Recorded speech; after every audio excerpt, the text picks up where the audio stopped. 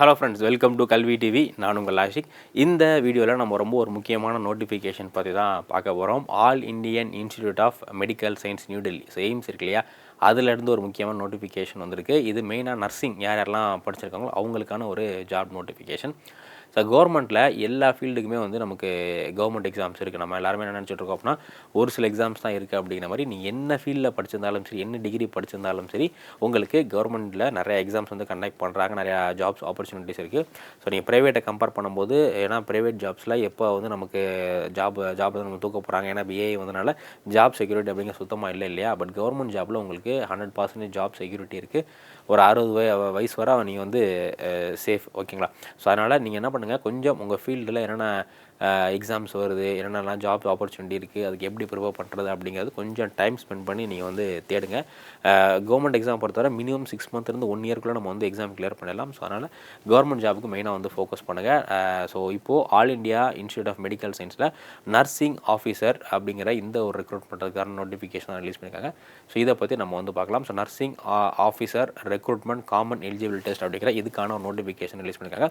இதில் முக்கியமாக என்னென்ன விஷயங்கள் இருக்குது அப்படிங்கிறத நம்ம வந்து பார்க்கலாம். ஸோ இதை பொறுத்தவரை இதுக்கான முக்கியமான தினங்கள் எடுத்துக்கிட்டிங்க அப்படின்னா, உங்களுக்கு ஆன்லைன் இதுக்கான ஃபுல் நோட்டிஃபிகேஷன் வரல. இப்போதைக்கு ஷார்ட் நோட்டீஸ் தான் வந்து ரிலீஸ் பண்ணியிருக்காங்க. ஸோ நம்ம ஃபுல் நோட்டிஃபிகேஷன் வந்தோன்னா அதில் என்னென்ன டீட்டெயில்ஸ்லாம் இருக்குது அப்படிங்கிறத ரொம்ப இன்டெப்த்தாக வந்து பார்க்கலாம். ஸோ இப்போதைக்கு இந்த ஷார்ட் நோட்டீஸில் கொடுத்துருக்க விஷயம் என்ன அப்படின்னா, இந்த எக்ஸாம் வந்து உங்களுக்கு சிபிடி தான். சிபிடி அப்படிங்கிறது கம்ப்யூட்டர் பேஸ்ட் டெஸ்ட் தான். இப்போ நம்ம டிஎன்பிஎஸ்சி இந்த எக்ஸாம்ஸில் நம்ம ஓஎம்ஆரில் எழுதுவோம் இல்லையா, பட் இந்த எக்ஸாம் வந்து கம்ப்யூட்டர் பேஸ்ட் டெஸ்ட்டு. ஸோ கம்ப்யூட்டரில் நமக்கு கொஷின்ஸ்லாம் வரும். அதை நம்ம வந்து அப்ஜெக்டிவ் தான், சூஸ் த பெஸ்ட் ஆன்சர் மாதிரி நம்ம வந்து கிளிக் பண்ணிட்டு போகணும். ஸோ இப்போது இதில் கம்ப்யூட்டர் பேஸ்ட் டெஸ்ட்டில் மொத்தம் வந்து நமக்கு ஸ்டேஜஸ் இருக்குது. ஸோ இதில் ஃபஸ்ட்டு வந்து பார்த்திங்கன்னா ப்ரிலிமினரி இருக்குது. ப்ரிலிமினரிக்கான டேட் வந்து 11th April 2026. ஸோ 11 April 2026 வந்து நமக்கு இதுக்கான ஃபஸ்ட் ஸ்டேஜ் ப்ரிலிமினரி எக்ஸாம் வந்து வருது. 11 April 2026 சாட்டர்டே வந்து வருது. அடுத்து செகண்ட் ஸ்டேஜ், யாரெல்லாம் அந்த ஃபஸ்ட்டு ஸ்டேஜ் கிளியர் பண்ணுறாங்களோ அவங்களுக்கு அடுத்து செகண்ட் ஸ்டேஜ். இந்த செகண்ட் ஸ்டேஜுமே உங்களுக்கு வந்து இதுதான், சிபிடி தான். ஸோ உங்களுக்கு ஆன்லைனில் தான் நீங்கள் எழுதுகிற மாதிரி இருக்கும். இது வந்து மெயின்ஸு. ஸோ மெயின்ஸ்க்கான டேட் வந்து பார்த்திங்கன்னா April 30, 2026, ஓகேங்களா. ஸோ அப்போது ஒரு இந்த ஒரு மாதத்துக்குள்ள என்ன பண்ணுறாங்க அப்படின்னா 2 ஸ்டேஜ், ப்ரிலிம்ஸும் சரி மெயின்ஸும் சரி முடிச்சிடறாங்க. இது ஓஎம்ஆர் பேஸ்டு கிடையாது. இதில் ஃபுல் அண்ட் ஃபுல் வந்து பார்த்திங்க அப்படின்னா கம்ப்யூட்டர் பேஸ்டாக. ஸோ கம்ப்யூட்டரில் நம்ம ஓஎம்ஆர் பேஸ்ட் அப்படிங்கிறத நம்ம கொஷின் பேப்பர் கையில் கொடுத்துருவாங்க. அதேமாதிரி ஓஎம்ஆரும் கையில் கொடுத்துருவாங்க. கொஷின் பேப்பர் இப்போ ஃபஸ்ட்டு கொஷனுக்கு என்ன ஆன்சரோ அதை நம்ம என்ன பண்ணணும், படித்து பார்த்து அதுக்கு ஆன்சராக ஓஎம்ஆரில் போடணும். அதே மாதிரி நம்ம கம்ப்யூட்டரில் என்ன பண்ணோம் அப்படின்னா, நமக்கு கம்ப்யூட்டரில் எதுவுமே வந்து கையில் கொடுக்க மாட்டாங்க. எல்லாமே கொஷின் இருக்கும். அந்த கொஷினுக்கான ஆன்சர் என்ன அப்படிங்கிறத நம்ம வந்து இதில் வந்து மார்க் பண்ணால் போதுமானது, ஓகேங்களா. ஸோ இதுதான் வந்து முக்கியமானது. ஸோ இப்போ இதில் மொத்தம் 2 டெஸ்ட் இருக்குது. ஃபஸ்ட்டு சிபிடி 1 அப்படிங்கிறது ப்ரிலிமினரி, அது 11 April நடக்குது. செகண்ட் ஸ்டேஜ் அப்படிங்கிறது சிபிடி 2, இது வந்து பார்த்திங்க அப்படின்னா April 30 இந்த எக்ஸாம் வந்து நடக்குது. ஸோ இதுக்கு யார் யாரெல்லாம் எலிஜிபிள், இந்த தேர்வு யார் யாரெல்லாம் எழுதலாம் அப்படிங்கிறத வந்து பார்க்கலாம். ஸோ இதில் மொத்தம் 2 கேட்டகரி இருக்குது. ஃபஸ்ட்டு நீங்கள் இந்த நான் சொல்லக்கூடிய ஒரு செட் படிச்சிருக்கணும், அப்படி இல்லைனா வேறு ஒரு செட் படிச்சிருக்கணும். ஃபஸ்ட்டு என்ன அப்படின்னா BSc honours. So BSc nursing முடிச்சிருப்பாங்க இல்லையா. ஸோ நர்சிங்கில் யார் யாரெல்லாம் பிஎஸ்சி நர்சிங் முடிச்சிருக்காங்களோ இல்லை பிஎஸ்சி ஹானர்ஸ் நர்சிங் முடிச்சிருக்காங்களோ அவங்க இந்த எக்ஸாமுக்கு வந்து எழுதலாம், ஓகேங்களா. ஸோ பிஎஸ்சி நர்சிங், குறிப்பாக இது வந்து இந்தியன் நர்சிங் கவுன்சில்னாலேயோ அதே மாதிரி ஸ்டேட் நர்சிங் கவுன்சில்னாலேயோ அங்கீகரிக்கப்பட்ட யூனிவர்சிட்டியில். ஏன்னா நிறைய இடத்துல சும்மா சின்ன சின்ன இடத்துலலாம் வந்து நர்சிங்கான காலேஜ் நடத்திட்டு இருக்காங்க இல்லையா, பட் அதிலலாம் நீங்கள் படிச்சிங்கன்னா முடியாது. கண்டிப்பாக ஒன்று நம்ம தமிழ் ஸ்டேட் கவர்மெண்ட்னால அங்கீகரிக்கப்பட்ட நர்சிங் காலேஜ், இல்லை இந்தியா லெவலில் இந்தியன் நர்சிங் கவுன்சில் இருக்குது. இது 2 நாளில் அங்கீகரிக்கப்பட்ட ஒரு காலேஜில் நீங்கள் படிச்சிருந்தீங்கன்னா மட்டும்தான் உங்களுக்கு இதுக்கு எலிஜிபிள். அப்படி படிக்கலைன்னா இதுக்கு வந்து எலிஜிபிள் கிடையாது. ஸோ அதனால் அதை கொஞ்சம் கவனமாக பார்த்துங்க. ஸோ ஃபஸ்ட்டு இது. அப்படி இல்லையா, நீங்கள் வந்து BSc post certificate, so BSc post certificate இல்லை post basic BSc nursing from Indian Nursing Council or nursing, இது 2 முடிச்சிருக்கணும். அதுக்கடுத்து இது 2 ஏதாச்சும் ஒன்று பிஎஸ்சி நர்சிங் இல்லை பிஎஸ்சி போஸ்ட் சர்டிஃபிகேஷன் வந்து முடிச்சிருக்கணும். இதுக்கப்புறமா இது 2 ஏதாச்சும் ஒன்று இருந்தால் போதும். அதுக்கடுத்து registered as a nurse and midwife with state Indian Nursing council. ஒன்று ஸ்டேட்லேயோ இல்லை இந்தியன் நர்சிங் கவுன்சில், நம்ம சென்ட்ரல் கவர்மெண்ட் இந்தியன் நர்சிங் கவுன்சிலையோ இல்லை ஸ்டேட் கவர்மெண்ட் நர்சிங் கவுன்சிலையோ நீங்கள் வந்து நர்ஸாக ரெஜிஸ்டர் பண்ணியிருக்கணும். அப்படி ரிஜிஸ்டர் பண்ணவங்க மட்டும் தான் இந்த எக்ஸாம் எழுத முடியும். நான் இப்போ தான் படித்து முடிச்சிருக்கேன், நான் ரிஜிஸ்டர் பண்ணலை அப்படின்னா இந்த எக்ஸாம் வந்து எழுத முடியாது. ஸோ அதனால் 2 ஃபஸ்ட்டு கேட்டகரி என்ன அப்படின்னா, அந்த 2 குவாலிஃபிகேஷன் பிஎஸ்சி நர்சிங், அதுக்கப்புறமா வந்து இந்த நர்சிங்க்கு வந்து நீங்கள் சென்ட்ரல் கவர்மெண்ட்லேயோ ஸ்டேட் கவர்மெண்ட்லேயோ நர்சிங் கவுன்சிலில் போய் நீங்கள் ரெஜிஸ்டர் பண்ணி இப்போ லாயருக்குலாம் பார் கவுன்சிலில் ரெஜிஸ்டர் பண்ணுறாங்கல்ல, அதே மாதிரி நர்சிங் கவுன்சிலுக்கு நர்சிங் கோர்ஸ்க்கு நீங்கள் முடிச்சுட்டு நர்சிங் கவுன்சிலை இது பண்ணிக்கணும். இது வந்து ஒரு கேட்டகரி ஓகேங்களா. இந்த ரெண்டு இதில் ஏதாச்சும் இந்த ரெண்டுமே நீங்கள் ஃபுல்ஃபில் பண்ணிக்கணும். அதுக்கு அடுத்து என்ன அப்படின்னா டிப்ளமோ படித்தவங்களுக்கு, இது எல்லாமே பிஎஸ்சி டிகிரி படித்தவங்களுக்கு. ஸோ டிப்ளமோ பொறுத்தவரை diploma in general nursing midwifery from a Indian Nursing Council, State Nursing Council, Recognized Institution, Board or Council. So அடுத்து என்ன படிச்சிருக்கணும், இது ஃபஸ்ட்டு கேட்டகரி பார்த்தாச்சு. ஸோ செகண்ட் வந்து diploma in general nursing okay, diploma in general nursing நீங்கள் வந்து முடிச்சிருக்கணும். அடுத்து registered as a nurse and midwife in state or recognised, இதுவும் அதே மாதிரி தான். ஃபஸ்ட்டு வந்து நீங்கள் பிஎஸ்சி டிகிரி முடிச்சுட்டு ஸ்டேட் கவர்மெண்ட்லேயோ இல்லை சென்ட்ரல் கவர்மெண்ட்லேயோ நர்ஸாக ரிஜிஸ்டர் பண்ணியிருக்கணும். அப்படி இல்லைனா நீங்கள் டிப்ளமோ முடிச்சுட்டு அதுக்கப்புறமா என்ன பண்ணியிருக்கணும், நீங்கள் வந்து சென்ட்ரல் கவர்மெண்ட்லேயோ இல்லை ஸ்டேட் நர்சிங் கவுன்சில் நீங்கள் நர்ஸாக ரெஜிஸ்டர் பண்ணியிருக்கணும். ஸோ அதுக்கப்புறமா இந்த இதில் டிப்ளமோ படிச்சிருந்தீங்க அப்படின்னா மூணாவது ஒரு குவாலிஃபிகேஷனை ஃபுல்ஃபில் பண்ணும். அது என்ன அப்படின்னா 2 year experience in minimum 50 bedded hospital ஓகேங்களா. நீங்கள் வந்து அந்த இதெல்லாம் எஜுகேஷன்லாம் முடிச்சு நர்ஸாக இது பண்ணதுக்கப்புறமா நீங்கள் கண்டிப்பாக எத்தனை வருஷம் வேலை பார்த்துருக்கணும், நீங்கள் 2 வருடம், நீங்கள் வந்து 2 years வந்து வேலை பார்த்துருக்கணும். அதே மாதிரி இந்த 2 year ஹாஸ்பிட்டலில் அந்த ஹாஸ்பிட்டலுடைய கெப்பாசிட்டி எவ்வளோ இருக்கணும் அப்படின்னா 50 bedded ஹாஸ்பிட்டல். அந்த ஹாஸ்பிட்டலுடைய கெப்பாசிட்டி வந்து ஒரு 50 பெட் இருக்க மாதிரி ஓகேங்களா. ஸோ 50 பெட் இருக்க மாதிரியான ஹாஸ்பிட்டலில் நீங்கள் வந்து வேலை பார்த்துருக்கணும். அப்படி வேலை பார்த்துட்டு இருந்தால் மட்டும்தான் நீங்கள் அப்ளை பண்ண முடியும். ஸோ பிஎஸ்சி படிச்சிங்கன்னா ஒன்றும் இல்லை, ஜஸ்ட் நீங்கள் பிஎஸ்சி முடிச்சுட்டு அப்ளை பண்ணியிருந்தால் போதும். இல்லை நான் பிஎஸ்சி படிக்கல, நான் டிப்ளமோ இன் நர்சிங் தான் முடிச்சிருக்கேன் அப்படின்னா டிப்ளமோ படிச்சிருக்கணும். அதுக்கப்புறமா நீங்கள் நர்சிங் கவுன்சிலில் என்ரோல் பண்ணியிருக்கணும். அதுக்கப்புறமா நீங்கள் 2 வருஷம் 50 பெட் இருக்க மாதிரியான ஹாஸ்பிட்டலில் ஒர்க் பண்ணியிருக்கணும். இந்த சர்டிஃபிகேட்லாம் இருந்துச்சுன்னா நீங்கள் அப்ளை பண்ணிக்கலாம் ஓகேங்களா. ஸோ டிப்ளமோனா எக்ஸ்ட்ரா வந்து உங்களுக்கு எக்ஸ்பீரியன்ஸ் வந்து கேட்குறாங்க. The required 2 years of experience as in above is an essential criteria and to be valid. The experience shall must be acquired after obtaining essential qualifications. இந்த எக்ஸ்பீரியன்ஸ் அப்படிங்கிறது நீங்கள் படிச்சுட்டு இருக்கும்போது சில பேர் வேலைக்கெலாம் போயிருப்பாங்க, அந்த மாதிரி போயிருக்கக்கூடாது. நீங்கள் அந்த கோர்ஸ்லாம் முடித்ததுக்கு அப்புறமா இந்த கோர்ஸ் சர்டிஃபிகேஷன்லாம் வாங்கினதுக்கு அப்புறமா தான் வந்து நீங்கள் இந்த இது வந்து பண்ணிக்கணும். ஸோ அப்படி பண்ணியிருந்தீங்க அப்படின்னா நீங்கள் அப்ளை பண்ணிக்கலாம். ஸோ இதான் வந்து இதோடைய முக்கியமான விஷயம். ஸோ அடுத்து இதுக்கான ஏஜ் லிமிட் ரொம்ப ரொம்ப முக்கியம். இந்த எக்ஸாமுக்கான ஏஜ் லிமிட் எடுத்துகிட்டு வந்து பார்த்தீங்க அப்படின்னா ஸோ இதுக்கு நீங்கள் 18லேருந்து 30 வயசு கீழே இருக்கணும். இது வந்து ஜென்ரல் கேட்டகிரிக்கு மட்டும்தான் ஓகேங்களா. நீங்கள் இது ஃபஸ்ட்டு நான் சொன்ன அந்த எலிஜிபிலிட்டியில் எஜுகேஷன் க்ரைட்டீரியா ஃபுல்ஃபில் பண்ணிக்கணும். சப்போஸ் எலிஜிபிலிட்டி க்ரைட்டீரியா எஜுகேஷனில் ஓகே அப்படின்னா நெக்ஸ்ட் வந்து ஏஜ் லிமிட். ஸோ ஏஜ் லிமிட்டை பொறுத்தவரை நீங்கள் 18 to 30 நீங்கள் வந்து 18லேருந்து 30 வயசுக்குள்ளே இருக்கணும். ஸோ இந்த 18லேருந்து 30 வயசுக்குள்ளே இருந்தீங்க அப்படின்னா நீங்கள் இந்த இதுக்கு வந்து அப்ளை பண்ணலாம். இது வந்து ஜென்ரல் கேட்டகிரியில் ஓகேங்களா. ஸோ ஜென்ரல் கேட்டகிரியாக இருக்கீங்க, ஜென்ரல் கேட்டகிரி அப்படிங்கிறது ஓசி கேட்டகிரி இருக்காங்க இல்லையா, அந்த கேட்டகிரியில் இருக்கக்கூடிய ஸ்டூடெண்ட்டுக்கு வந்து 18 to 30 18 to 30 இயர்ஸ்க்குள்ளே இருக்காங்க அப்படின்னா அவங்க என்ன பண்ணிக்கலாம், இந்த இது வந்து அப்ளை பண்ணிக்கலாம். அதே மாதிரி ஒரு சில கேட்டகிரிக்கு ஏஜ் ரிலாக்ஸேஷன் இருக்குது, இது ரொம்ப ரொம்ப முக்கியம். 18 to 30 அப்படிங்கிறது எல்லா கேட்டகிரிக்கும் கிடையாது.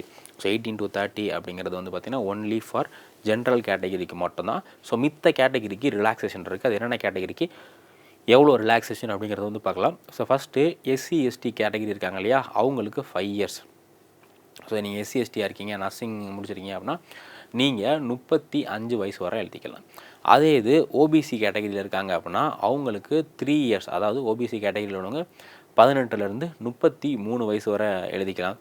அடுத்து பிடபிள்யூடியில் ஜென்ரல் கேட்டகிரியாவோ இல்லை எக்கனாமிக்கலி வீக்கர் செக்ஷன் கேட்டகிரியாவோ இருக்காங்க அப்படின்னா அவங்களுக்கு 10 வயசு வரை, அதாவது 40 வயசு வரை எழுதிக்கலாம்.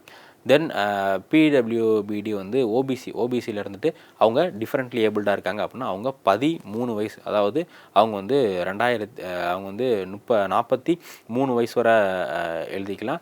ஸோ அடுத்து எஸ்சிஎஸ்சியில் இருக்காங்க அப்படின்னா அவங்க வந்து 15 வயசு ஓகேவா. ஸோ இப்போது இந்த கேட்டகிரிக்கு எல்லாமே ரிலாக்ஸேஷன் இருக்குது. ஸோ நீங்கள் எந்த கேட்டகிரி அப்படிங்கிறத பார்த்துட்டு இதுக்கு வந்து அப்ளை பண்ணுங்கள். ஏன்னா அப்போ தான் வந்து உங்களுக்கு ரிலாக்ஸேஷன் கரெக்டாக கிடைக்கும். அதே மாதிரி நீங்கள் ரிலாக்ஸேஷன் கிளைம் பண்ணுறீங்க, ஏஜ் ரிலாக்ஸேஷன் கிளைம் பண்ணுறீங்க அப்படின்னா உங்களுக்கு ப்ராப்பரான சர்டிஃபிகேஷன் வந்து வேணும். நீங்கள் டிஃப்ரெண்ட்லி ஏபிள்டு பீப்புளாக இருக்கீங்க அப்படின்னா அதுக்கான சர்டிஃபிகேட் நீங்கள் வந்து வாங்கணும். அதேமாதிரி ஓபிசினா நீங்கள் ஓபிசி நான் கிரிமிலேயர், ஓபிசியை பொறுத்தவரை கிரிமிலேயர் நான் கிரிமிலேயர் அப்படிங்கிற 2 விஷயம் இருக்குது. இதில் கிரிமிலேயர் அப்படிங்கிறது யாரெல்லாம் ஓபிசியில் டாப்பில் இருக்காங்களோ, அதாவது 8 லட்சத்துக்கு மேலே அவங்களுடைய ஆனுவல் இன்கம் இருந்து அவங்க குரூப் 1 மாதிரியான போஸ்டிங்கில், அதாவது குரூப் ஏ போஸ்டிங்கில் இருக்காங்க அப்படின்னா அவங்க எந்த கேட்டகரியில் வந்துருவாங்கன்னா ஓபிசி கிரிமி லேயரில் வந்துருவாங்க. ஸோ நான் கிரிமி லேயர் அப்படிங்கிறது இந்த இந்த குவாலிஃபிகேஷன் இல்லாதவங்க எல்லாமே நான் கிரிமி லேயர். ஸோ அந்த சர்டிஃபிகேட் வந்து வாங்கணும். அந்த சர்டிஃபிகேட்டோட வேலிடிட்டி வந்து 1 இயர் தான் சர்டிஃபிகேட்டுக்கு வேலிடிட்டி கொடுப்பாங்க. நீங்கள் ஏப்ரலில் வாங்கினீங்க அப்படின்னா மார்ச் 31 முடிஞ்சும் மறுபடியும் அடுத்த ஏப்ரல்லேருந்து நீங்கள் புது சர்டிஃபிகேட் வந்து வாங்குற மாதிரி இருக்கும். ஸோ அது வந்து வாங்கிக்கோங்க. அதே மாதிரி SC/STக்கு நம்ம ஸ்டேட்டில் கம்யூனிட்டி சர்டிஃபிகேட் கொடுத்துருப்பாங்க இல்லையா, அந்த சர்டிஃபிகேட் வந்து நீங்கள் வச்சிருந்தா போதுமான. இதான் வந்து ஏஜ் ரிலாக்ஸேஷனுக்கானது. ஸோ உங்களுடைய கேட்டகரி என்ன அப்படிங்கிறத பார்த்து நீங்கள் ரிலாக்ஸ் பண்ணுங்கள். ஏன்னா இதனால் உங்களுக்கு 2 பெனிஃபிட் இருக்குது. ஒன்று, இந்த ஏஜ்லேயும் உங்களுக்கு ரிலாக்ஸேஷன் கிடைக்கும். ரெண்டாவது முக்கியமான விஷயம் என்ன அப்படின்னா கட் ஆஃப்லேயுமே வந்து டிஃப்ரென்ஸ் வந்து இருக்கும். ஸோ ஓசி கேட்டகரி ஹையாக இருக்கும். SC/ST OBCக்கெலாம் ரிசர்வேஷன் இருக்கிறதுனால உங்களுக்கு கட் ஆஃப்லேயுமே வந்து கொஞ்சம் மார்க் வந்து கம்மியாகிறதுக்கு வாய்ப்புகள் இருக்குது. ஓகேவா? ஸோ அடுத்த முக்கியமான விஷயம் இதோடைய பே ஸ்கேல். ஸோ பே ஸ்கேலை பொறுத்தவரை எய்ம்ஸோட பே ஸ்கேல் வந்து கொஞ்சம் அதிகம். எவ்வளோ பே ஸ்கேல் அப்படின்னா இது வந்து 11/7 அந்த நர்சிங் ஆஃபீஸர் ரோல் இருக்குல்லையே, அவங்கள இந்த எக்ஸாம்லாம் கிளியர் பண்ணி உள்ளே போனீங்க அப்படின்னா நீங்கள் நர்சிங் ஆஃபீஸர், என்ன கேட்டகரி நர்சிங் ஆஃபீஸர் அப்படிங்கிற ஒரு ரோல் வந்து போவீங்க. ஸோ நர்சிங் ஆஃபீஸரை பொறுத்தவரை இது வந்து லெவல் 0. ஸோ இதில் நீங்கள் சேர்ந்தீங்க அப்படின்னா 9300 உங்களுக்கு 9300 34,800 எவ்வளோ 9300 9300 34,800. ஸோ 9300 34,800 உங்களுக்கு வந்து இது வந்து இந்த பே ஸ்கேலுக்குள்ளே கிடைக்கும். ஸோ நல்ல ஒரு அமௌண்ட்டு. அதேமாதிரி கிரேட் பே வந்து பார்த்திங்க அப்படின்னா 4,600. ஸோ நல்ல ஒரு பே தான். ஸோ இதுக்கப்புறமா உங்களுக்கு இப்போ 10th பே கமிஷன் போட்டாங்க அப்படின்னா அது வந்து கண்டிப்பாக ரிவைஸ் ஆகும். அது இல்லாமல் உங்களுக்கு DA வேறு இருக்குது. 56% கிட்ட DA வேறு இருக்குது. ஸோ எல்லாமே சேர்த்து நல்ல ஒரு லம்சம் அமௌண்ட் வந்து கிடைக்கும். ஸோ அதனால் இது வந்து நல்ல ஜாப். நீங்கள் நர்சிங் முடிச்சிருக்கீங்க அப்படின்னா இந்த ஜாப்க்கு நீங்கள் கட்டாயம் அப்ளை பண்ணலாம். அதேமாதிரி எக்ஸாமே வந்து ரொம்ப 2 ஸ்டேஜ் தான். ஸோ அடுத்து இதை பொறுத்தவரை முக்கியமான டேட்ஸ் வந்து பார்த்துங்க. ஸோ அப்ளிகேஷனுக்கான சப்மிஷன் டேட் வந்து 24/2. அப்ளிகேஷன் ஃபுல் நோட்டிஃபிகேஷன் வரல. ஃபுல் நோட்டிஃபிகேஷன் வந்து நமக்கு 24/2 தான் வருது. அதில் தான் நமக்கு தேவையான எல்லா டீட்டெயிலுமே என்ன சப்ஜெக்ட்ஸ் இருக்குது, என்ன சிலபஸ் இருக்குது அப்படிங்கிற எல்லாமே அதில் தான் வந்து கொடுத்துருப்பாங்க. ஸோ நம்ம ஃபுல் டீட்டெயில் வந்ததுக்கப்புறமா நம்ம இன்னொரு தடவை வந்து பார்க்கலாம். ஸோ இப்போதைக்கு நீங்கள் தெரிஞ்சிக்க வேண்டிய விஷயம், அப்ளிகேஷனுக்கு நீங்கள் ரெடியாக இருங்க. OBC சர்டிஃபிகேட் வாங்கலை அப்படின்னா வாங்கி வச்சுருங்க. ஸோ அப்ளிகேஷன் ஸ்டார்ட் ஆக போகிற டேட் வந்து 24/2/2026 அப்ளிகேஷன் ஸ்டார்ட் ஆகுது. ரொம்ப ரொம்ப முக்கியமான டேட்டு. அதே மாதிரி அப்ளிகேஷன் சப்மிட் பண்ணுறதுக்கான லாஸ்ட் டேட் எப்போ கொடுத்துருக்காங்க அப்படின்னா 16/3 மார்ச் 16 சாயந்தரம் 5 மணிக்குள்ளே நீங்கள் அப்ளை பண்ணிக்கணும். ஸோ ஸ்டார்டிங் டேட் அப்படிங்கிறது 24/2 பிப்ரவரி 24 வரப்போகுது. அதே மாதிரி லாஸ்ட் டேட் வந்து பார்த்திங்க அப்படின்னா 16/3 மார்ச் 16 லாஸ்ட் டேட்டு. ஸோ எக்ஸாமோட டேட் ஆல்ரெடி நம்ம வந்து பார்த்துருந்தோம். ஸோ எக்ஸாமில் ஸ்டேஜ் 1 ப்ரிலிமினரி எக்ஸாம் இருக்கு இல்லையா, இது உங்களுக்கு ஏப்ரல் 11 இந்த ரிசல்ட்டு அந்த எக்ஸாம் அப்ளிகேஷனுக்கான ஃபார்ம் முடிகிறதுக்கான டேட்லேருந்து கிட்டத்தட்ட ஒரு மாதம் கூட டைம் இல்லை. அதுக்குள்ளே வந்து நமக்கு ப்ரிலிம்ஸ் எக்ஸாம் வந்து வச்சுருக்காங்க. ரொம்ப ஷார்ட் பீரியடில் உங்களுக்கு எக்ஸாம் எல்லாமே முடிஞ்சு ரிசல்ட் விட்டுருவாங்க. 2025 ஃபஸ்ட் ஹாஃப்லேயே நீங்கள் வந்து வேலைக்கு போயிடலாம். அந்தளவுக்கு முக்கியமானது. ஏன்னா அதுக்கு எடுத்து முடிச்சுட்டு உங்களுக்கு சர்டிஃபிகேட் வெரிஃபிகேஷன் இந்த மாதிரியான சிம்பிள் ப்ராசஸ் தான் இருக்கும். ஸோ இந்த 2 ஸ்டேஜ் மட்டும் கிளியர் பண்ணிட்டீங்க அப்படின்னா போதுமானது. ஸோ ஸ்டேஜ் 1 வந்து எப்போ நடக்குது அப்படின்னா 11/4/2026. ஸோ ஏப்ரல் 11 நடக்குது. அதே மாதிரி மெயின்ஸ் எக்ஸாம் எப்போ நடக்குது அப்படின்னா மெயின்ஸ் எக்ஸாம் 30 வந்து நடக்குது. இது ரெண்டும் ரொம்ப ரொம்ப முக்கியமான தினங்கள். ஸோ இந்த டேட்ஸ் எல்லாமே நீங்கள் நோட் பண்ணிக்கோங்க. ஏன்னா இந்த டேட்ஸ் ஏதாவது மிஸ் பண்ணிட்டீங்க அப்படின்னா ரொம்ப இஷ்யூ. ஸோ அதனால் இதுதான் வந்து ஒரு முக்கியமான dates. So first application open ஆகிற டேட் வந்து பார்த்திங்க அப்படின்னா 24/2 பிப்ரவரி 24 ஓப்பன் ஆகுது. இந்த அப்ளை பண்ணுறதுக்கான லாஸ்ட் டேட் 16/3 தான் லாஸ்ட் டேட், மார்ச் 16 அடுத்து ஸ்டேஜ் 1க்கான டேட் வந்து 11/4. தென் ஸ்டேஜ் அதாவது மெயின்ஸ்க்கான டேட் வந்து பார்த்திங்க அப்படின்னா 30 ஏப்ரல் 30 உங்களுக்கு எக்ஸாம்லாம் முடிஞ்சிடும். ஸோ இதான் வந்து இந்த இதோடைய முக்கியமான நோட்டிஃபிகேஷன். திரும்ப ஒரு தடவை நான் எலிஜிபிலிட்டி என்னென்னு அப்படிங்கிற சொல்லிடுறேன். ஸோ எலிஜிபிலிட்டி பாருங்கள். அதே மாதிரி இதை பொறுத்தவரை 2 ஸ்டேஜ் தான். இன்னும் ரொம்ப முக்கியமான விஷயம், இதுக்கு அப்ளிகேஷன் நீங்கள் எப்படி அப்ளை பண்ணுறது, இதுக்கான அப்ளிகேஷன் எப்படி போடுறது அப்படிங்கிற ஒரு டவுட் இருக்கும். ஸோ யாரெல்லாம் வந்து இன்ட்ரெஸ்டட் அண்டு நான் சொன்ன அந்த எஜுகேஷன் குவாலிஃபிகேஷன் அதே மாதிரி ஏஜ் குவாலிஃபிகேஷன் ஃபுல்ஃபில் ஆகிருக்கீங்களோ, நீங்கள் வந்து இந்த எக்ஸாமுக்கு எலிஜிபிள் அப்படிங்கிறத 2 விஷயத்தை நீங்கள் பார்த்துலாம். ஒன்று ஏஜ் குவாலிஃபிகேஷன், அதுக்கப்புறம் எஜுகேஷன் குவாலிஃபிகேஷன். ஸோ இது ரெண்டும் ஓகே அப்படின்னா நீங்கள் என்ன பண்ணணும்னா ஃபஸ்ட்டு எய்ம்ஸோடைய வெப்சைட்டுக்கு போங்க. aims.gov.in அப்படிங்கிற எய்ம்ஸோடைய வெப்சைட்டுக்கு வந்து போங்க. ஸோ எய்ம்ஸ் exam.ac.in இதான் வந்து எய்ம்ஸோட வெப்சைட். எக்ஸாம் அந்த வெப்சைட் அட்ரஸ் நோட் பண்ணிக்கோங்க. www.aims.exams.ac.in அப்படிங்கிறதான் இந்த இதோட வெப்சைட்டு. ஸோ இந்த வெப்சைட்டு போங்க. போனதுக்கப்புறமா உங்களுக்கு ஃபுல் அண்ட் ஃபுல் ஆன்லைன் தான். அதுக்கு ஆஃப்லைனில் ரெஜிஸ்டர் பண்ண அதெல்லாம் வந்து தேவையே கிடையாது. ஃபுல் அண்ட் ஃபுல் எல்லாமே ப்ராசஸ் ஆன்லைன் தான். ஸோ நீங்கள் போய்ட்டு ஆன்லைனில் அப்ளை பண்ணுங்கள். ஸோ அப்ளை பண்ணுறதுக்கான டேட் வந்து நம்ம பார்த்தாச்சு. அப்ளை பண்ணுறதுக்கான டேட் வந்து 24/2/2026. ஸோ 24/2/2026 16/3/2026 வரை அப்ளிகேஷன் வந்து ஓப்பனில் இருக்கும். ஸோ இந்த டேட்டுக்குள்ளே நீங்கள் வந்து அப்ளை பண்ணிக்கலாம். அப்ளை பண்ணுறதுக்கு நான் சொன்ன வெப்சைட் AIIMS exams.ac.in அப்படிங்கிற இதில் வந்து நீங்கள் இது பண்ணிக்கலாம். அதே மாதிரி அப்ளிகேஷன் ஃபீஸ் ரொம்ப முக்கியம். அப்ளிகேஷன் ஃபீயை பொறுத்தவரை இது கொஞ்சம் அப்ளிகேஷன் ஃபீ ஜாஸ்தி தான். இது இந்த அப்ளிகேஷன் ஃபீயை பொறுத்தவரை so general category, OBC, economically weakers, general, OBC இந்த 2 கேட்டகரி இருக்கீங்க அப்படின்னா உங்களுக்கான அப்ளிகேஷன் ஃபீ அப்படிங்கிறது ₹3000 இருக்கும். ஸோ நீங்கள் இதை அப்ளை பண்ணி தான் பண்ண முடியும். அதுக்கப்புறமா SC/ST கேட்டகிரியில் இருக்காங்க, அதேமாதிரி எக்கனாமிக்கலி வீக்கர் செக்ஷன்லையும் இருக்காங்க அப்படின்னா இந்த 3 category SC, ST, economically weaker section இந்த 3 கேட்டகிரிக்கும் ₹2400 வந்து ஃபீஸு. யாருக்கு ஃபீஸ் இல்லை அப்படின்னா டிஃப்ரெண்ட்லி ஏபிள்டு பீப்புள் இருக்காங்கல்ல, மாற்றுத்திறனாளிகள், அவங்களுக்கு எக்ஸாம் ஃபீஸ் வந்து கிடையாது. எக்ஸப்ஷன்ஸ் மீதி 2 கேட்டகிரி மட்டும் பேமெண்ட் பண்ணால் போதும். கொஞ்சம் அதிகம் தான். ஏன்னா மித்த எக்ஸாம்ஸ்லாம் வந்து ₹500 தான் மேக்ஸிமம் இருக்கும். பட் இதில் ₹3000 வந்து வச்சுருக்காங்க. அதே மாதிரி SC/ST கேட்டகிரிக்கு வந்து ₹2400 வச்சுருக்காங்க. இந்த பேமெண்ட்டை பொறுத்தவரை நீங்கள் என்ன ஃபார்ம் ஆஃப் இதில் வேணால் பண்ணிக்கலாம். நீங்கள் டெபிட் கார்டு யூஸ் பண்ணியோ இல்லை கிரெடிட் கார்டு யூஸ் பண்ணியோ இல்லை நெட் பேங்கிங் யூஸ் பண்ணியோ வந்து நீங்கள் பண்ணிக்கலாம். பட் UPI இருக்கா என்ன அப்படிங்கிறத தெரியல. அதே மாதிரி நீங்கள் இந்த அப்ளிகேஷன் ஃபீயை அந்த அப்ளிகேஷன் ப்ராசஸ் இருக்கு இல்லையா, அதெல்லாம் முடிகிற அந்த கடைசி நாளுக்குள்ளே பண்ணிடணும். அதுக்கு மேலேனா உங்களுக்கு அப்ளிகேஷன் ஃபீ வந்து அக்செப்ட் ஆகாது. ஸோ அதனால் எல்லாத்தையுமே முடிச்சா தான் அந்த ஃபீஸ் பேமெண்ட்டும் முடிச்சா தான் உங்களுக்கு அந்த அப்ளிகேஷன் வந்து சக்ஸஸ்ஃபுல் ஆகும். அதேமாதிரி அப்ளிகேஷன் ஃபீ வந்து நீங்கள் ஒன்ஸ் இது பண்ணிட்டீங்க அப்படின்னா, ஏன்னா கொஞ்சம் ஹை அமௌண்ட்டு, கொஞ்சம் கேர்ஃபுல்லாக பார்த்து பண்ணுங்கள். ஒன்ஸ் நீங்கள் இது பண்ணிட்டீங்க அப்படின்னா மறுபடியும் ரீஃபண்ட் பண்ணுறதுக்கு சான்ஸே கிடையாது. அதேமாதிரி application without the prescribed fee would not be considered and rejected. ஓகேங்களா? ஸோ அப்ளிகேஷன் ஃபீ அப்படிங்கிறது உங்களுக்கு கரெக்டாக நீங்கள் வந்து பார்த்து என்னென்ன கேட்டகிரிக்கு என்னதோ அதுபடி தான் கட்டணும். சப்போஸ் நீங்கள் ஃபீஸ் வந்து மாற்றி கட்டிட்டாலோ இல்லை ஃபீஸ் கட்டாமல் நீங்கள் விட்டுட்டீங்க அப்படின்னாலோ உங்களுடைய அப்ளிகேஷன் அப்படிங்கிறது 100% ரிஜெக்ட் ஆயிரும். ஓகேங்களா? So application fees of SC/ST candidate who appear in the examination will be refunded after declaration of result in due course of time after verification of SC/ST certification. இது ரொம்ப ரொம்ப முக்கியமான விஷயம். ஸோ அந்த SC/ST பீப்புளுக்கும் வந்து ₹2400 வாங்குறாங்க இல்லையா, அந்த ₹2400 ரீஃபண்ட் பண்ணிடுவாங்க. ஆனால் அது ரீஃபண்ட் பண்ணுறதுக்கு நீங்கள் என்ன பண்ணணும் அப்படின்னா நீங்கள் எக்ஸாம் அட்டன் பண்ணியிருக்கணும். ஸோ யாரெல்லாம் வந்து எக்ஸாம் அட்டன் பண்ணுறாங்களோ, பட் ஜென்ரல் கேட்டகிரிலேருந்து அட்டன் பண்ணிங்கன்னா கிடைக்காது. ஒன்லி SC/STயில் மட்டும் ஜென்ரல் கேட்டகிரியாவோ இல்லை ஓபிசிலேயோ இல்லை எக்கனாமிக்கல் வீக்கர் செக்ஷன்லேயோ இருந்து நீங்கள் அட்டன் பண்ணிங்க அப்படின்னா உங்களுக்கு எந்த பெனிஃபிட்டும் இருக்காது. பட் நீங்கள் SC/ST கேட்டகிரியாக இருந்து எக்ஸாம் அப்ளை பண்ணியிருந்தீங்க, எக்ஸாம் அப்ளை பண்ணி ₹2400 கட்டிட்டீங்க, இப்போ எக்ஸாமும் எழுதி முடிச்சிட்டிங்க அப்படின்னா உங்களுக்கு பணம் வந்து ரீஃபண்ட் பண்ணிடுவாங்க. நீங்கள் எவ்வளோ பணம் கட்டிட்டீங்களோ அதே பணம் வந்து ரீஃபண்ட் பண்ணிடுவாங்க. அதுக்கு கண்டிஷன்ஸ் இருக்குது. ஃபஸ்ட்டு என்ன பண்ணால் நீங்கள் எக்ஸாம் வந்து கிளியர் பண்ணணும். எக்ஸாம் வந்து எழுதிடணும். கிளியர் பண்ணிக்கணும் அவசியம் கிடையாது. நீங்கள் எக்ஸாம் ஹாலுக்கு போய் எக்ஸாம் எழுதியிருக்கணும்.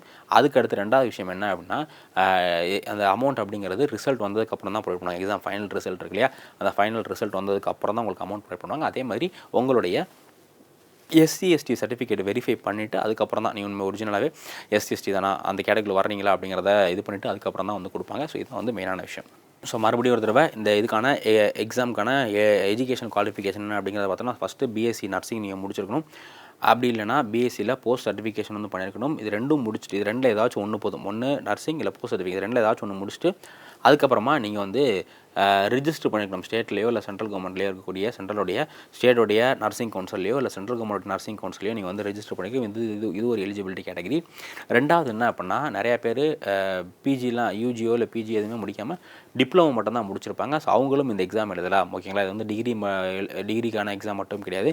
ஸோ யாரெல்லாம் நர்சிங்கில் டிப்ளமோ முடிச்சிருக்கீங்களோ நீங்களும் இந்த எக்ஸாம் எழுதலாம். பட் உங்களுக்கு என்ன அப்படிங்கிறத கொஞ்சம் கவனிங்க. ஸோ டிப்ளமோ முடிச்சிருக்கீங்க அப்படின்னா நீங்கள் வந்து டிப்ளமோ நர்சிங் வந்து முடிச்சிருக்கணும். ஸோ முடிச்சுட்டு அந்த நீங்கள் டிப்ளமோ படித்த பல்கலைக்கழகம் இருக்கு இல்லையா, அந்த யூனிவர்சிட்டியோ இல்லை அந்த இன்ஸ்டிடியூஷனை வந்து ரெகக்னைஸ் பண்ணப்பட்ட இன்ஸ்டிடியூஷன் நர்சிங் கவுன்சில் ஆஃப் இந்தியாவோ இல்லை ஸ்டேட் நர்சிங் கவுன்சில்னால் ரெகனைஸ் பண்ணப்பட்ட இன்ஸ்டிடியூஷனாக இருக்கணும். அதுக்கப்புறம் ஒன்ஸ் நீங்கள் டிப்ளமோ முடித்ததுக்கு அப்புறமா நீங்கள் என்ன பண்ணிக்கணும், 2 வருஷம் வேலை பார்த்துருக்கணும்.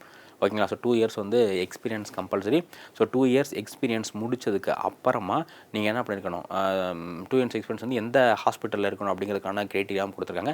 ஸோ நீங்கள் வேலை பார்க்குற ஹாஸ்பிட்டல் அப்படிங்கிறது 500 பெட்ஸ் 50 பெட்ஸ் மினிமம் உள்ள ஹாஸ்பிட்டலாக இருக்கணும். 50 பெட்டுக்கு கீழே இருக்கக்கூடாது. ஸோ 50 பெட் இருக்கக்கூடிய ஹாஸ்பிட்டல் ஒர்க் பண்ணியிருந்தால் மட்டும்தான் உங்களுக்கு அந்த எலிஜிபிலிட்டி இருக்குது. ஸோ அதனால் நீங்கள் கண்டிப்பாக 50 பெட்டுக்குள்ள ஹாஸ்பிட்டல் இருக்கணும். அதுக்கான எக்ஸ்பீரியன்ஸ் சர்டிஃபிகேட் வந்து வாங்கியிருக்கணும். இன்னும் ரொம்ப முக்கியமான விஷயம் என்ன அப்படின்னா நீங்கள் எக்ஸ்பீரியன்ஸ் அப்படிங்கிறது நீங்கள் நீங்கள் காலேஜ் இந்த டிப்ளமோ முடித்து அதுக்கப்புறம் உங்களை வந்து அந்த கவுன்சிலில் ரிஜிஸ்டர் பண்ணிவிட்டு அதுக்கப்புறம் தான் நீங்கள் பண்ணிக்கணும். ஏன்னா நிறைய பேர் என்ன பண்ணுவாங்கன்னா அவங்களுக்கு அந்த டிப்ளமோ பீரியட்லேயே ட்ரைனிங்லாம் போயிருப்பாங்க, அது வந்து இதில் சேராது. ஓகேங்களா? ஸோ இது வந்து நீங்கள் டிப்ளமோ முடித்து அதுக்கப்புறமா ரிஜிஸ்டர் பண்ணி அதுக்கப்புறமா தான் வந்து நீங்கள் போயிருக்கணுமே தவிர அந்த குவாலிஃபிகேஷன் முடிக்கிறதுக்கு முன்னாடி நீங்கள் போயிருந்தீங்க அப்படின்னா அது இதில் வந்து வராது. ஸோ அதனால் இதுதான் முக்கியமான விஷயம். ஸோ நல்ல ஒரு பே ஸ்கேல் உள்ள ஜாப்பு. இதுக்கான ஃபுல் நோட்டிஃபிகேஷன் வரல. இதில் எத்தனை போஸ்டிங் ரிலீஸ் பண்ணுறாங்க, இதில் என்னென்ன மாதிரியான சிலபஸ் இருக்குது அப்படிங்கிறதெல்லாம் இன்னும் வரல. ஸோ அதாவது 24 பிப்ரவரி அன்றைக்கி நமக்கு வந்து ஃபுல் நோட்டிஃபிகேஷன் ரிலீஸ் பண்ணுவாங்க. ஸோ அந்த ஃபுல் நோட்டிஃபிகேஷன் தான் இதுக்கான எல்லா டீட்டெயிலுமே இருக்கும். ஸோ நீங்கள் ஃபுல் நோட்டிஃபிகேஷன் டவுன்லோட் பண்ணணும் அப்படின்னா எய்ம்ஸோடைய வெப்சைட்டுக்கு வந்து போங்க. ஸோ எய்ம்ஸ் எக்ஸாம் அப்படிங்கிற வெப்சைட்டுக்கு போனீங்க அப்படின்னா உங்களுக்கு அதில் ஃபுல் நோட்டிஃபிகேஷன் வந்து பிப்ரவரி 24 அப்டேட் பண்ணிடுவாங்க. ஸோ அதை 1க்கு 2 தடவை செக் பண்ணிவிட்டு அதில் என்ன டீட்டெயில்ஸ்லாம் கொடுத்துருக்காங்க, எதுவும் சிலபஸ் மாற்றிருக்காங்களா, எக்ஸாம் பேட்டர்ன் என்ன அப்படிங்கிற எல்லா டீட்டெயிலும் பார்த்துருங்க. எக்ஸாம் பொறுத்தவரை ஃபுல் அண்ட் ஃபுல் வந்து ஆன்லைனில் மட்டும்தான் எக்ஸாம் நடக்கும், ஆஃப்லைன்லேயே OMRலேயே கிடையாது. இது வந்து தமிழ்நாட்டில் இந்த எக்ஸாம் நடக்குமா?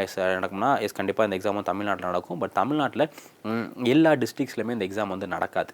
ஓகேங்களா? ஸோ தமிழ்நாட்டில் முக்கியமான டிஸ்ட்ரிக்ஸில் மட்டும், முக்கியமான சிட்டிஸில் மட்டும், சென்னை, கோவை, மதுரை, திருச்சி, திருநெல்வேலி இந்த மாதிரியான ஒரு 4-5 இதில் மட்டும் தான் நடக்கிறதுக்கு வாய்ப்பு இருக்குது. மித்த டிஎன்பிஎஸ்சி எக்ஸாம் மாதிரி எல்லா இடத்துலையுமே நடக்காது.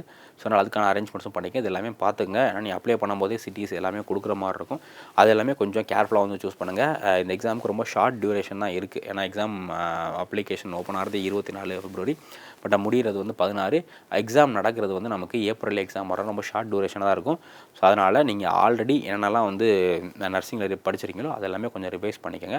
ஸோ இதை மட்டும் நீங்கள் வந்து ஃபாலோ பண்ணுங்கள். நம்ம ஃபுல் நோட்டிஃபிகேஷன் வரட்டும், வந்ததுக்கப்புறமா நம்ம வந்து ஃபுல் நோட்டிஃபிகேஷனை பார்க்கலாம். ஏன்னா ஃபுல் நோட்டிஃபிகேஷன் பார்த்தா தான் நமக்கு வந்து இதாகும். ஸோ நார்மலாக கவர்மெண்ட் எக்ஸாம் பொறுத்தவரை ஃபஸ்ட்டு ஷார்ட் நோட்டீஸ் ரிலீஸ் பண்ணி என்னென்னலாம் இருக்குது அப்படிங்கிறத வந்து கொடுத்துருவாங்க. அதுக்கப்புறம் தான் நமக்கு வந்து ஃபுல் நோட்டிஃபிகேஷன் கொடுப்பாங்க. ஸோ அதனால் ஃபுல் நோட்டிஃபிகேஷன் ஃபுல் டீட்டெயில் வந்து பார்க்கலாம். அதே மாதிரி ஏஜ் லிமிட் மறந்துடாதீங்க. ஸோ ஏஜ் லிமிட்டை பொறுத்தவரை ஜென்ரல் கேட்டகரி இருக்கீங்க அப்படின்னா 18லேருந்து 30 வயசு வரை நீங்கள் இருக்கணும். அதே மாதிரி ரிலாக்ஸேஷன் இருக்குது. ஸோ ரிலாக்ஸேஷன் வந்து நீங்கள் SC/ST கேட்டகரியில் இருக்கீங்க அப்படின்னா 5 வயசு ரிலாக்ஸேஷன், அதாவது 35 வயசு வரை எழுதிக்கலாம். OBC கேட்டகரி இருக்கீங்க அப்படின்னா 3 வயசு ரிலாக்ஸேஷன் கொடுக்குறாங்க, 33 வயசு வரை எழுதிக்கலாம்.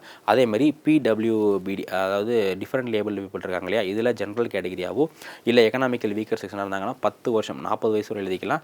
அதே மாதிரி SC/ST கேட்டகரியிலேருந்து டிஃப்ரெண்ட் லேபிள் இருக்காங்க அப்படின்னா அவங்களுக்கு 45 வயசு வரை எழுதிக்கலாம். அதுக்கடுத்து வந்து பார்த்திங்க அப்படின்னா OBC கேட்டகரியில் டிஃப்ரெண்ட் லேபிளாக இருக்காங்க அப்படின்னா 13 வயசு வரை எழுதிக்கலாம். ஸோ இதான் வந்து ஏஜ் லிமிட். அதே மாதிரி எக்ஸ் சர்வீஸ்மேன்ஸ்க்கு வந்து அந்த கவர்மெண்ட் பாலிசியை பொறுத்து உங்களுக்கான ஏஜ் லிமிட் இருக்குது. ஸோ நல்ல ஒரு ஆப்பர்ச்சுனிட்டி, மிஸ் பண்ணுறாதீங்க. உங்களுக்கு தெரிஞ்ச நபர்கள் யாராச்சும் நர்சிங் முடிச்சிருக்காங்க அப்படின்னா அவங்களுக்கு கண்டிப்பாக இந்த விஷயத்தை பற்றி ஷேர் பண்ணுங்கள். ஸோ வெப்சைட்டில் வந்து aimsexams.ac.in அப்படிங்கிறதான் வெப்சைட்டு. ஸோ இதில் போய்ட்டு ஃபர்தர் டீட்டெயில் வந்து பார்த்துங்க. இதோட நம்ம இந்த விஷயத்தை முடிச்சுக்கலாம். ஸோ நம்ம அடுத்த எபிசோடில் வேறு ஒரு நோட்டிஃபிகேஷன் பற்றி பார்க்கலாம். தேங்க்யூ.